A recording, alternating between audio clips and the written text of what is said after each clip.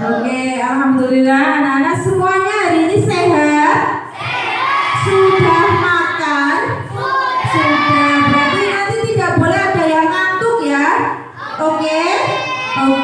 Hari ini Bu Guru dan Pak Guru akan menyampaikan tentang apa itu bencana alam. Ada yang tahu apa itu bencana alam? Siapa yang tahu? Ngaco. Ya, siapa yang tahu? Ngaco. Bencana alam itu apa sih? Ya, siapa yang tahu? Boleh tunjuk jari, oke? Ya, Oke, Mbak Sabrina maju, coba maju. Coba maju. Ya, maju Mbak Sabrina. Ada yang lain Ya, lagi? yang Boleh lain. maju barengan? Yang cowok Lagi, siapa? lagi siapa? Siapa? Sultan. Sultan. Oke, yuk maju Mas Sultan. Sama Mbak Bina. Oh, enggak jadi. Oh, nggak Kenapa? jadi. Oh, enggak apa-apa. Coba Nah, jelaskan perhatikan. Bencana alam itu apa, Mas Sultan?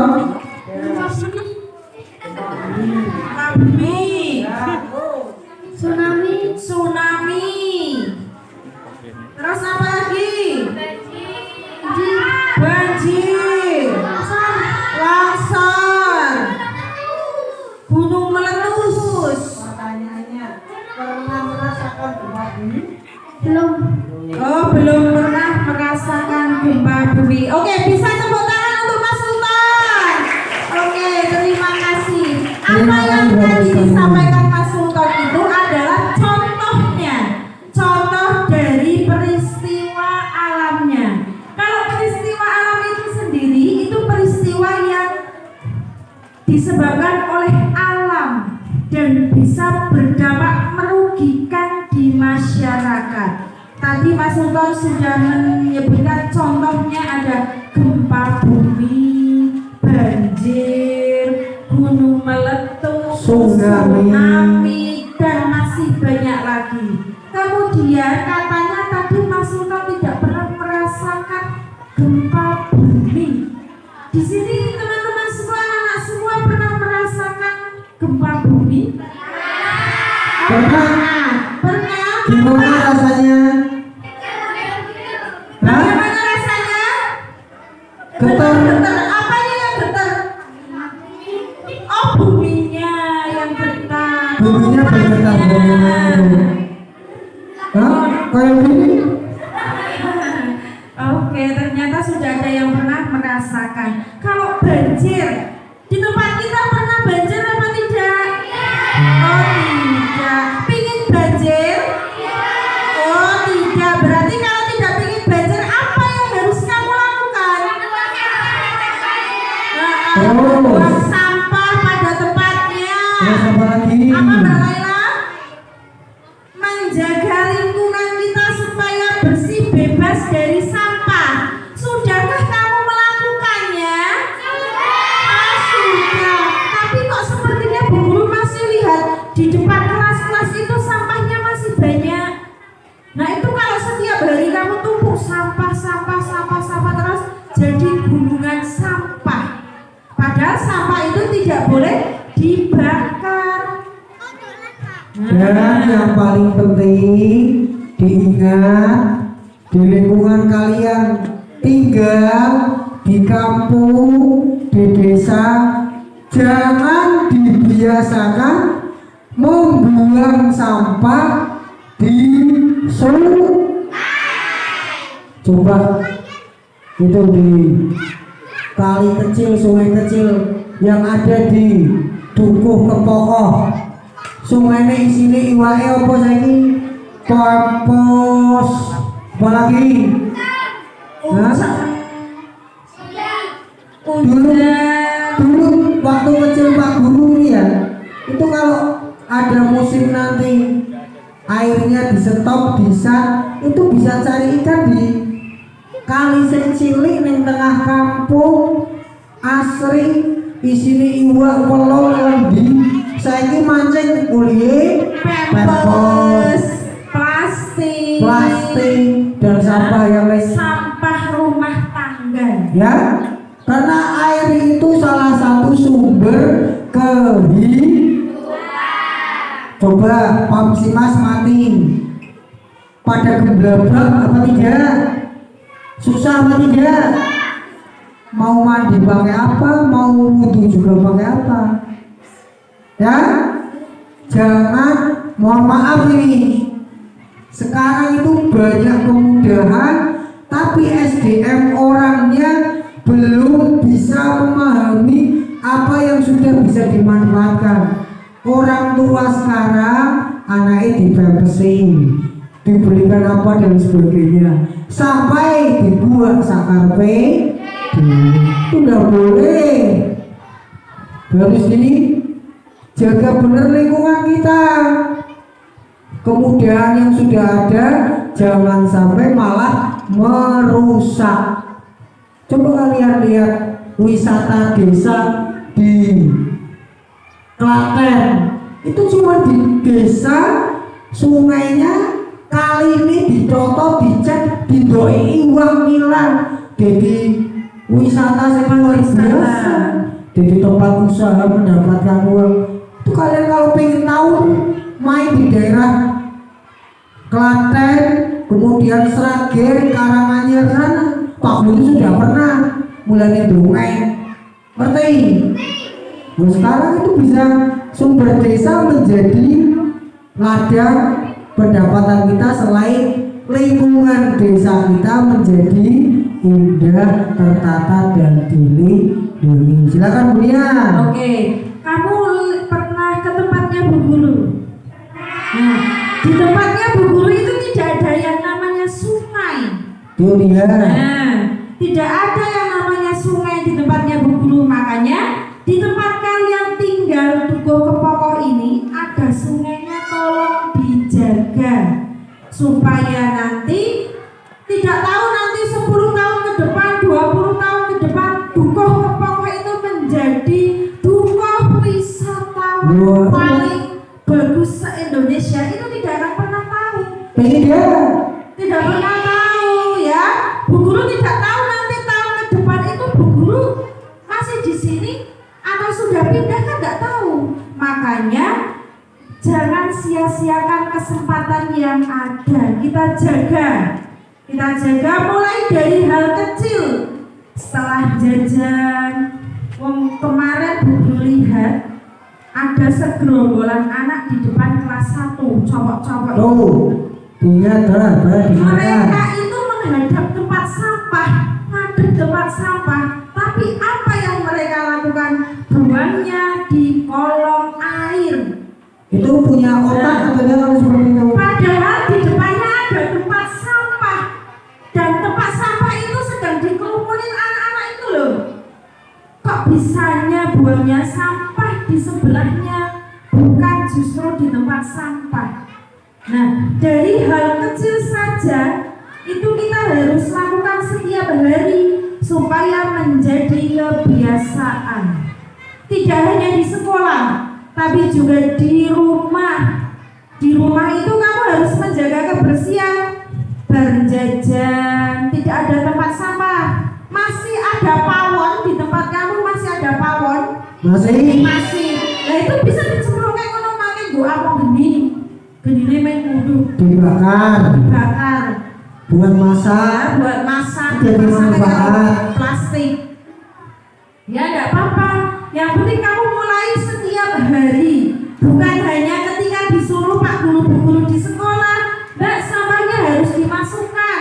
Oke, pas dikon Bu Guru anak-anak dilebok ke tempat sampah. Tuh Bu Gurunya hilang setitik langsung ber. Bu Guru ke situ sudah berserakan. Padahal kamu di depannya ada tempat sampah.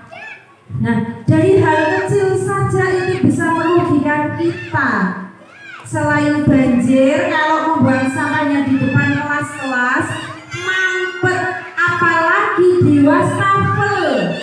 Nah, ini yang sering terjadi di depan kelas 1, wastafelnya mampet. Karena apa?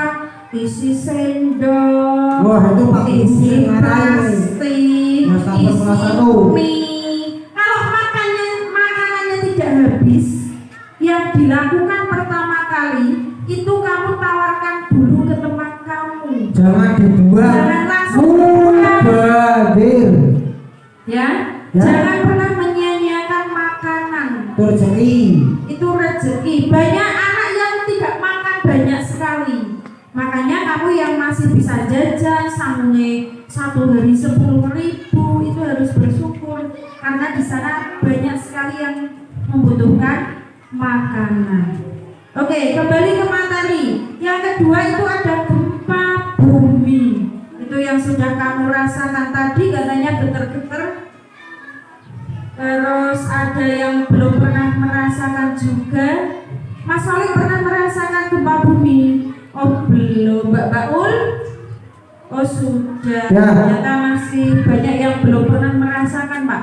Semoga tidak ada gempa lagi, jadi kita tidak perlu merasakan gempa. Ini isu yang akan datang pada bulan depan ini. Ada yang namanya isu megatrust. Apa itu? Kalian tahu megatrust? Apa ini megatrust? Itu adalah guncangan bumi yang sangat dahsyat. Kalau di Indonesia yang akan terdampak secara langsung di daerah selatan atau pegunungan, mudah-mudahan tidak sampai. Jadi Indonesia tidak usah merasakan megatrust tersebut, hanya perbatasan antara Indonesia dan Australia. Kalian tahu Australia di mana? Australia itu di selatan. Ngedul kono. Orang nang kono, orang nang kono. Itu lagi gilaran kok, Pak. Itu lagi gilaran Australia di sana. Megatrust itu guncangan bumi yang sangat dahsyat, bukan besar. Kalau kemarin-kemarin yang terjadi di Batang itu di Kecamatan Warulasem itu ternyata dengan Kecamatan Kandeman dan Kecamatan Batang sendiri itu ternyata ada 190 lebih rumah yang rusak, baik ringan, sedang, dan berat. Dan ada nenek-nenek dan anaknya di rumah. Kemudian karena terjadinya itu juga mendadak, ada yang kejatuhan tembok rumahnya karena rumah yang dibelah. Ini juga perhatikan ini, membangun rumah itu juga harus tahu konstruksi. Apa? Ono wesine kerangka. Kalau kalian ingin tahu konstruksi, ragamane. Apa?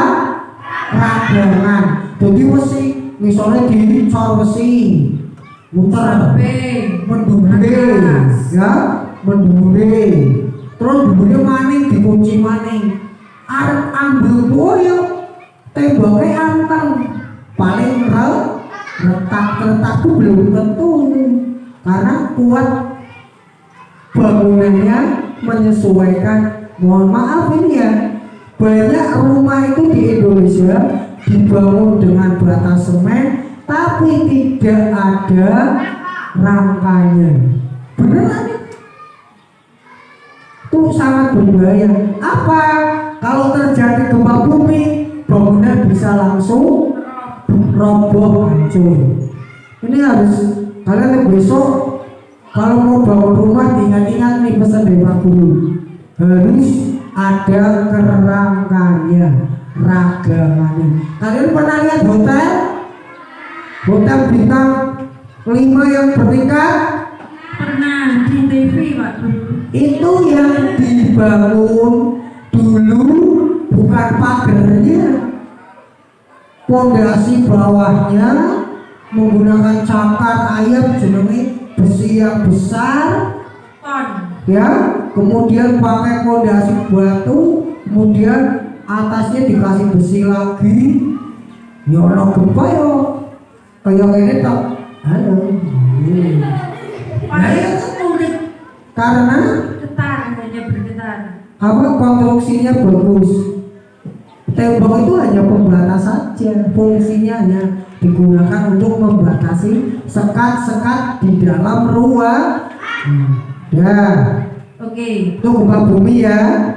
Bagaimana cara kita jika Ada gempa bumi? Tahu Apa ya? yang kamu lakukan? apa? Berlindungnya dengan cara bagaimana? Bawa meja. Kalau misalnya kamu berada di hotel, mejanya kan kecil. Nggak ada Nah, bumi. bahkan tidak ada mejanya. Bagaimana kamu mau bawa meja di bawah kamar? Di bawah kamar itu berarti di dalamnya tanah. Di bawah kasur berarti dada joget kasur malah tidur di bawah kasur gitu. Hah? Yang paling praktis adalah kamu lari ke tanah yang lapang, Sing kosong sing kosong yang kiranya Tidak tidak di ada. sebelahnya pohon. atau bangunan. Misalnya di SD Keponggo simulasi gempa bumi, ada siren berbunyi itu menandakan gempa bumi. Kamu lari ke lapangan. Lapangan itu bisa digunakan untuk kita menghindari gempa bumi supaya tidak kerobohan gedung. Kalau di bawah kolong meja di sekolah kan masih bisa. Tapi kalau kamu pas di nanggung dalan ada gempa bumi, kita kan tidak tahu esok ada gempa bumi itu siap-siap seperti itu.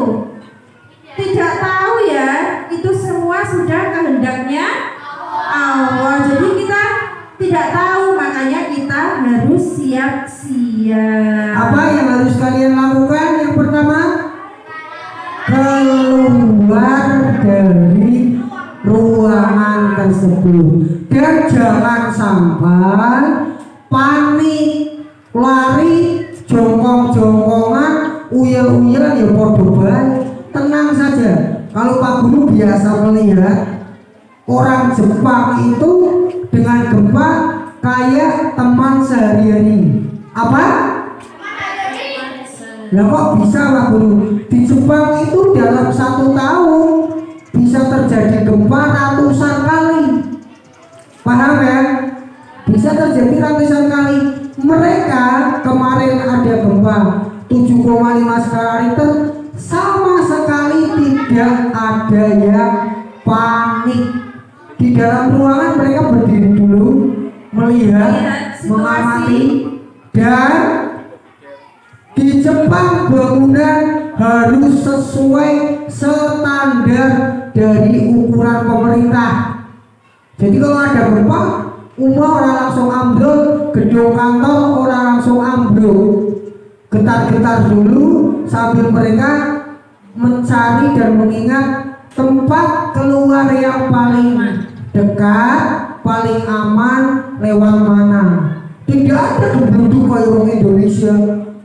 Pak Guru lihat kemarin yang gempa sulung-sulungan di video-video dari CCTV dan orang yang video, itu sangat salah. Ya mungkin karena negara kita tidak se-ekstrim Jepang, tapi negara kita juga ada di garis lintang lempengan gempa bumi. Gempa bumi ini ya nek jare para profesor ahli gempa bumi ning isorke koyo lempengan berlapis-lapis, cok geser, cok tugel. Makanya terjadi gempa itu keluar, tapi kalian tetap tenang, tidak usah panik. Kalau di bawah meja ini ya, kalau yang Pak Guru lihat di simulasi itu pilihan yang sangat bisa dikatakan paling terakhir. Kalau memang sudah tidak bisa keluar, baru cari meja. Tapi itu bukan pilihan yang utama, paham ya? Tetap yang utama cari jalan keluar dari tempat tersebut. Paham? Oke. Oke, di sini ada contoh video gempa yang terjadi di Jepang. Itu gempanya membuat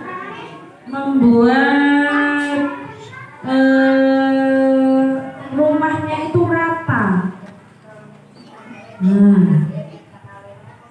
Konsepnya itu negara Jepang yang sudah memiliki standar. Nah, coba itu bergetar karena terjadi gempa mematikan dan merusak. Coba sampai mobil saja itu goyang, apalagi kita manusia. Kok kadang berdiri saja masih goyang-goyang, tidak ada gempa. Nah ini jalan yang terkena gempa, sampai mobil saja ambles. Ya ini Pak Direkturnya. Itu BMKG-nya dari Jepang. Coba ini rumahnya hancur semua. Nah mobil. Nah kalau kamu di rumah kok larinya ke kolong meja, wong sing rumah saja hancur. Ngebubar. Nah itu pilihan terakhir itu di bawah kolong meja itu. Nah sudah. Ya.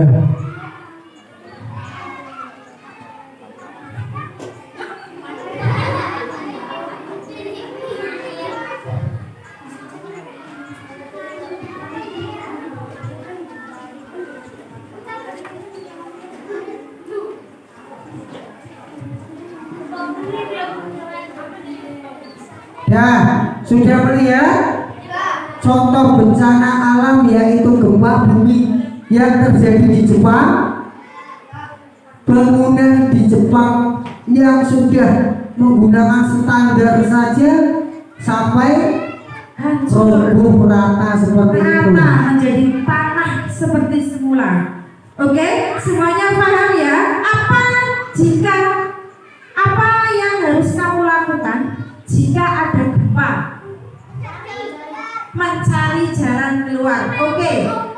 Oke, sebelum Bu Guru tutup, kita simulasi tentang gempa. Berarti nanti apa yang harus kamu lakukan ketika terjadi gempa? Nanti jika Bu Guru bilang kamu harus mencari jalan keluar untuk lari ke tanah yang lapang. Jangan sampai panik dan dorong-dorongan. Sate, enaknya lagi jigong masuk Enaknya lagi jigong. Kalau penting bencana teko kita sedang besok mau banjir Pak Guru. Enggak, saya mau ke tempat yang tidak terjadi banjir. Masa kalau gempa wis ngadeg korek aku lawang. Pokoknya sirene itu adalah alarm ketika ada bencana alam gempa bumi. Jadi kalau nanti ada alarm dimanapun yang menunjukkan ada gempa bumi, kalian harus paham, harus mencari tempat aman. Paham? Ya? Oke. Sebelum melakukannya, terima kasih atas perhatiannya semua. Alhamdulillah tadi sepertinya tidak ada yang ngantuk, tidak ada yang dongeng. Terima kasih ya sudah mau bekerja sama. Oke. Sekian dari Pak Guru dan Bu Guru. Wassalamualaikum warahmatullahi wabarakatuh. Nanti kursi yang ada di kelas 4 yang ada di kelas 5 bisa nanti dikembalikan lagi. Oke, yuk. Biasa dengan gempa bumi itu pilihan meja itu pilihan paling terakhir.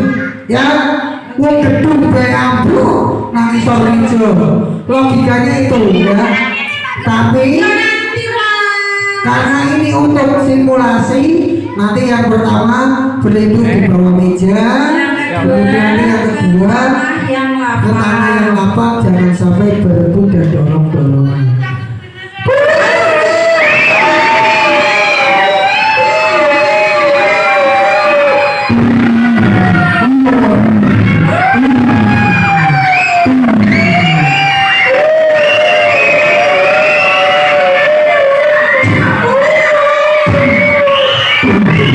Gempa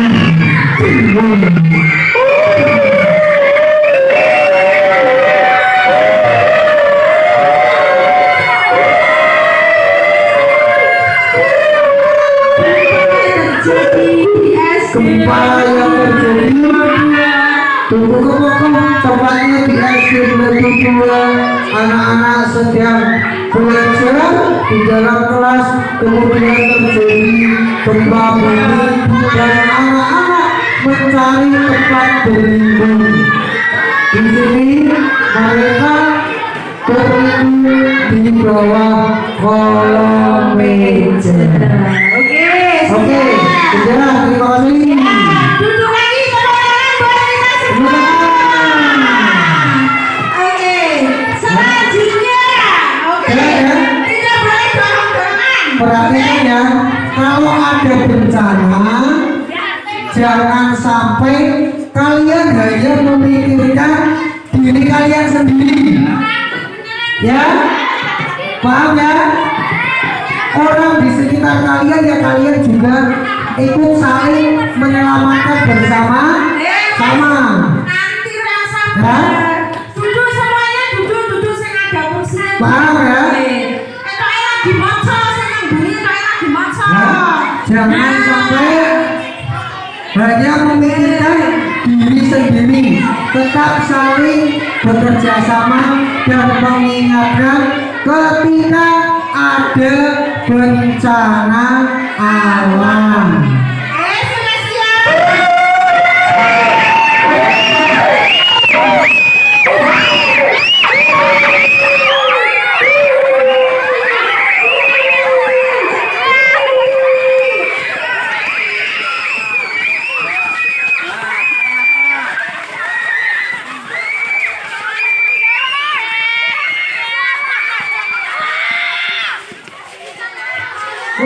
Jangan di bawah pohon, jangan di bawah pohon, di tengah-tengah, di tengah-tengah semuanya, ke tengah.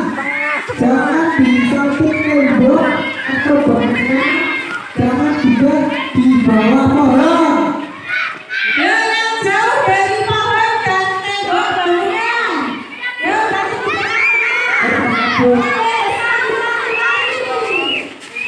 Dan yang tengah antara menengah, tidak sejajar orang tinggi atau bangunan atau tembok.